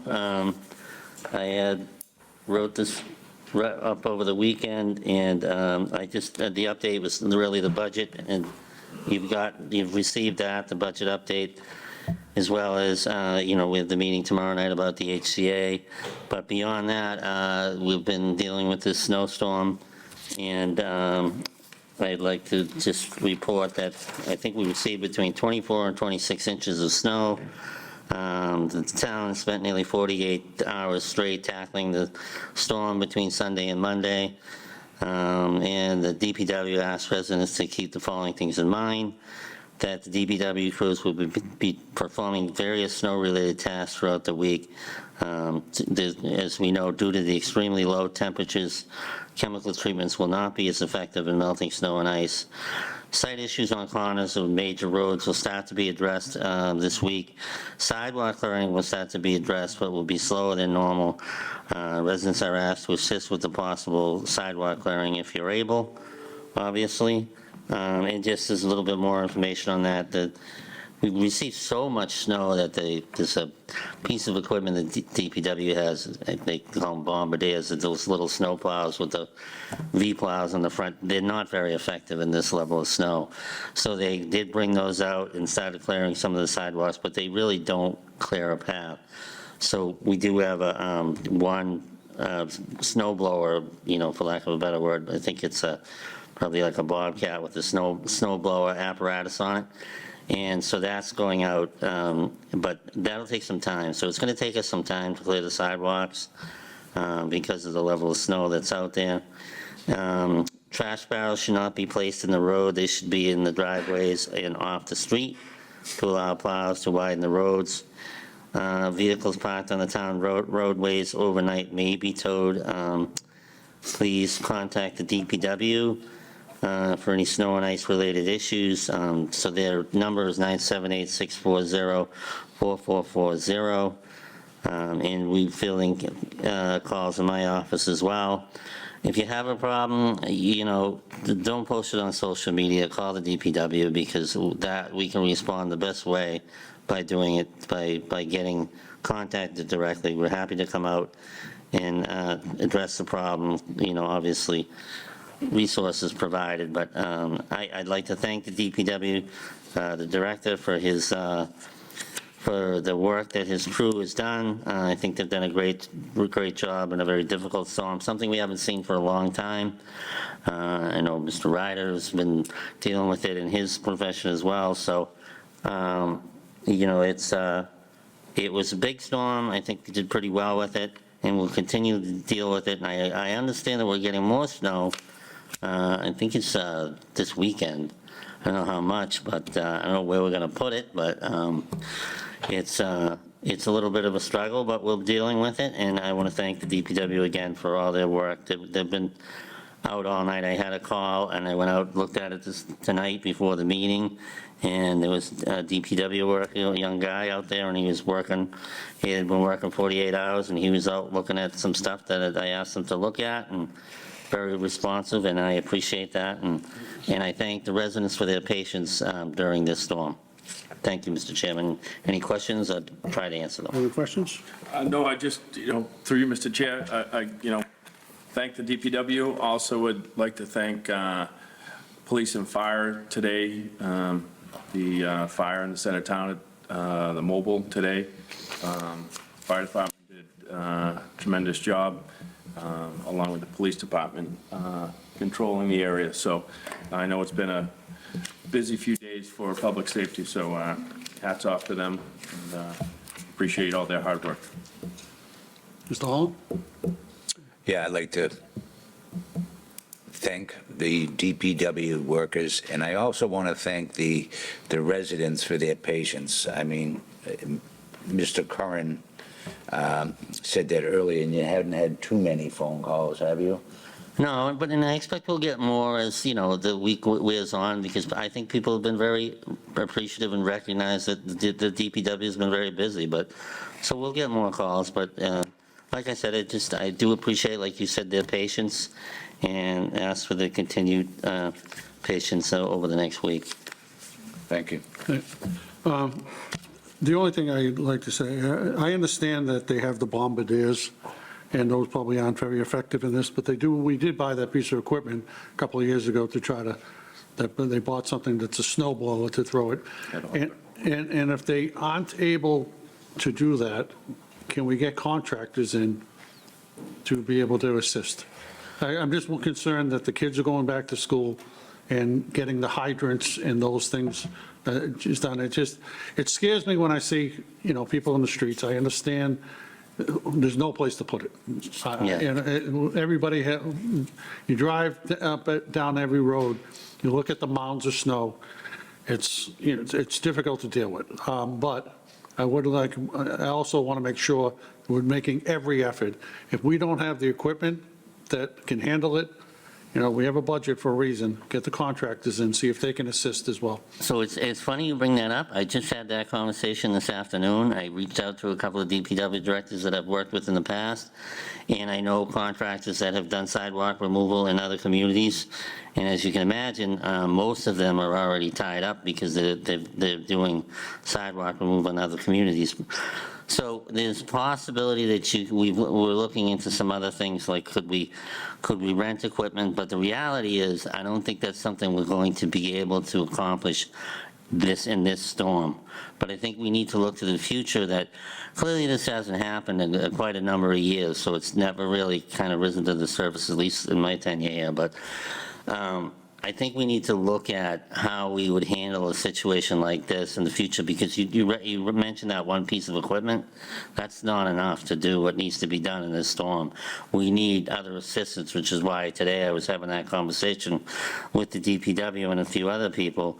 So we are looking into either looking at a way to contract that work, which would have to have a contract in place prior to the storm. The only way we're going to get them locked down. The other way is, could we lease or rent equipment during a storm? Again, we'd probably want to do that ahead of the storm. And then if we do that, we have to be able to put people in that equipment, employees in that equipment. And as you know, that can be a challenge when coming off 48 hours. But we are going to look at that because, you know, I have a feeling that we might be seeing more of this over this winter, so. Definitely I going to know look the into school that. department has some Bobcats as well. Yeah. So that may, I don't want to hear that one department's their equipment, you know, it's Yeah. town equipment. So I Yeah. just want to make sure if the equipment's available and we need to use it for, you know, any kind of purpose, if it could help clear. I just want to prioritize the kids getting back to school. Yeah. I'm out on the streets, making sure the bus stops are open. You know, if the residents can help in any way, shape, or form, that would be truly appreciated. And then the seniors around all the senior locations, making sure they can get up and down the roadway. I know it's going to be a long storm, then we get another one possibly coming up this weekend, but like I said, just, if the DPW can put out some social posts, give updates every now and then. The residents aren't expecting miracles, but they would like updates. So as they They do it, did so. do that. In fact, that's what I read this from. They put one out today about, and they put one out the other day. They've been working more on doing just what you said. Yeah, you So, know, I just, yeah. like I said, I just want to keep it continue as it, because they're going to be like, when are they going to get to me? If they can just constantly update, like we did this, we did that, and we're working toward it. Right. That right. would be proactive and be helpful. All right, thank you. Yep, I appreciate it. I think they're doing a wonderful job. Like I said, more information is always helpful. I agree. Okay, now we're on to town council invoice. Okay, town council rendered this service from December 1st through December 15th in the amount of $2,805 to Feely and Brown. Yeah, that's it. Okay, do I have a motion on this matter? So moved. That motion. Okay, I got a motion from Mr. Ryder, second by Mr. Holland. All those in favor, please state by saying aye. Aye. Chair votes aye as well. Looks like we have another town council invoice. Yeah, and this one is from the December 16th to December 31st. And Select Board Member Holland, I did talk to town council about trying to put more detail in there. So you notice that this bill is a little bit more detailed than the previous bill. But this is in the amount of $3,060 from services rendered from the 16th to the 31st. Do I have a motion on this matter? I'll make a motion to approve the payment of the town council invoice in the amount of $3,060. Second. I got a motion, I got a second. All those in favor, please state by saying aye. Aye. Chair votes aye as well. Thank you. Minutes. We have a few. I don't know if in past practice, if you guys have done as a slate or in terms of approval of all these minutes. But we have 1, 2, 3, 4, 5, 6, 7 sets of minutes for this evening. First is June 24th, 2025, followed by August 12th, 2025. These are all regular meeting minutes, by the way. Third is August 22nd, 2025. And then we have September 9th, 2025, November 4th, 2025, November 18th, 2025, and December 2nd, 2025. So I'll make a motion to approve all of these minutes as slated for this evening. I got a motion? Second. Second, I got a second. All those in favor, please state by saying aye. Aye. Chair votes aye as well. They are approved. Board member reports. Mr. Holland, do you have anything? I just have one thing. I just want to remind people to send back their census to the town clerk's office so we get our fair shake. That's all I have. Yeah. Mr. Ryder? Not at this time, Mr. Chair. Yeah. Mr. Russo? Yeah, the only thing I just have from the facility committee perspective is the next visioning session, the last visioning session will take place before our next meeting in early February. And again, I think that's moving along timeline-wise, so I think things are progressing. And like I said, we should be on target to have a preliminary draft report by the end of February, early March. The only thing I have is LRTA met at a Board of Directors meeting last week. They voted to approve the town of Wilmington became part of the LRTA. That will impact our community because it'll give additional services. Right now, there's a couple of buses that go through our community. One goes up 133, the other one goes down 38 and goes to Wilmington Station. With the increase of Wilmington joining, they'll be continue on from Wilmington Station, and they'll be going to, through Burlington up to the Leahy Clinic and the Burlington Mall. So that's a big benefit for, especially to our seniors. I talked to a lot of seniors at the senior center, and they have difficulty getting to their appointments at the Leahy. Getting the ride is challenging, and if somebody cancels a ride or something happens, there's always some sort of thing. So getting a new appointment is challenging, and then making sure you're scheduling that and having these buses, they're all handicap accessible. They drive right by our senior housing. It goes by, all these locations, and it'll continue on to the Leahy. So it'll make it easier. It'll also give parents a little bit of a hand, because now the kids can hop on the bus and go to Burlington Mall without a ride from mom and dad. So hopefully that'll be helpful. But Tewksbury it's usually either the second or third busiest bus line out of all the LRTAs. A lot of people use it. A lot of employees use it going back and forth to work. So hopefully, we're talking about economic development. When we're talking about a lot of businesses over there, they always need employees. So having this continue, getting kids jobs, getting everybody jobs, and bringing people that maybe can fill jobs here is always beneficial. Getting more, anytime we can get more cars off the road, it's helpful. So that's all I have. All right, I'll take a motion to adjourn. So moved. I'll second. I got a motion and a second by Mr. Russo. All those in favor, please state by saying aye. Aye. Chair votes aye as well. We are adjourned.